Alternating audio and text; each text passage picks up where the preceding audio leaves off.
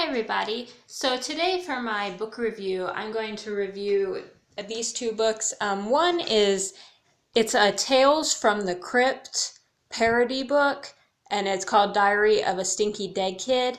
Now, if you were a 90s kid like me, you might have seen some of the Tales from the Crypt episodes, the TV show. I used to stay up late sometimes and watch it with my older sister, and there were some pretty creepy stuff sometimes. I remember this one episode especially where like somebody gets chopped up and put in like a crate or something, and I always remember that one because I thought it was, just I don't know, it scared me as a little kid to see someone chopped up and put in a crate. But this book, it's a Tales from the Crypt, kind of like a comic book, and as you can see, it's definitely like a comic book style.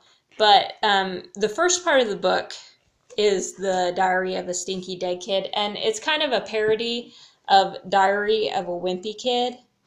And then there's also a little parody of Twilight, the vampire series in here. And then there's also like another little comic book. I'm not sure what that was making fun of. I was trying to remember it. It was something I wasn't all that familiar with, so... but it's called Carrier, so I think it was making fun of like one of those movies maybe where like, you know, someone's a carrier or something, they pass it along to everyone else. But as you can see, it's a really funny little book. I enjoyed especially the Twilight parody and the Diary of a Stinky Kid parody because I've actually read the Twilight books and I've read the Diary of a Wimpy Kid books. So those parodies were funnier to me. But it's a really funny little book. If you like comics and you like parodies, I would definitely give it a try. I actually had never heard of this series, but I picked it up at the bargain bin at one of our local used bookstores, and I think I paid either $1 or $2 for it. So it was definitely, a good deal, and I enjoyed it. It was funny. And it's not like really, really creepy or really violent or anything like that. So I would say anyone middle grade and up, could read this and it wouldn't be too scary or too creepy or anything.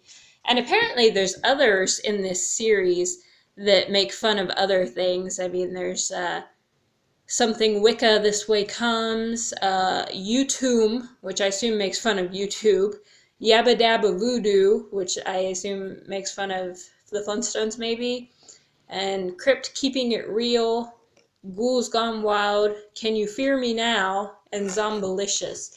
So if I ever find some of the others in this series, I might pick them up too, since I did enjoy this one. And then the other book is also, I would say this is geared for middle grade and up, but it's the American Chillers series by Johnathan Rand. And this is the #3 Florida Fog Phantoms. And the reason I've been wanting to try this series because as a kid I loved the Goosebumps series and like spooky series like that. So I figured I'd give this a try, and I have to say I don't think it's as good as Goosebumps, but I mean they're still pretty interesting. I mean it kept my interest to the end, and I just picked this one by chance. They had a bunch of them at our local Meijer, and I was just looking for something to read that was different.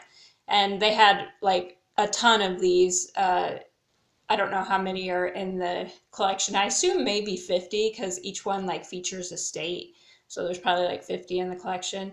But I thought the Fog Phantom thing sounded interesting because I don't think I've read a story like, this that uses a fog monster, although I may have, I don't even remember. I mean, I've seen movies like The Fog and stuff like that, but this was kind of different because the fog actually took the shape of people and like sharks and, things like that were kind of funny as well as, well, they weren't really scary. I'd say creepy at the best.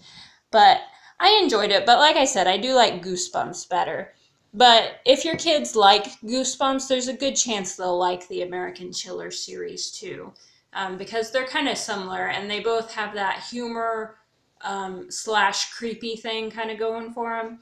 And as a side note, I did see the new Goosebumps movie, and I actually really liked it. I wasn't sure if I would because I thought it kind of sounded weird at first, like having all the Goosebumps characters, like, in one movie and you're fighting against them. But I really liked it. And I think what made it good for me is Jack Black did a really good job of portraying R.L. Stine, even though I don't think the character is really what R.L. Stine is like, because, like, Jack Black's character is, kind of a hermit and he's like angry at humanity and all this stuff. But I don't think the real R.L. Stine is probably really like that because he never seemed like a hermit really to me. But it was a good video. I enjoyed Jack Black in it. I thought the two lead kid characters, which I don't know who played them, but they were both good, the boy and the girl. So I would definitely recommend, if you are into the whole Goosebumps thing, go check out the movie and give it a try. I enjoyed it. It kind of took me back to those days in middle school when, I was part of the Goosebumps fan club and I read all the books and all that stuff. And then it also made me realize I haven't read the Goosebumps book with the huge praying mantis. So I need to get that book and give it a try because I haven't actually read that one. But that's it for today. These are the two books that I reviewed, and I hope you enjoyed these reviews. And if you have kids that are, middle grade-ish age or teens, they might like both of these if they're into that kind of funny / creepy kind of stuff. So that's it for today. All my links are in the video description, my Twitter, Facebook, all that kind of stuff. So feel free to follow me there and have a good day. So I'll talk to y'all later. Bye.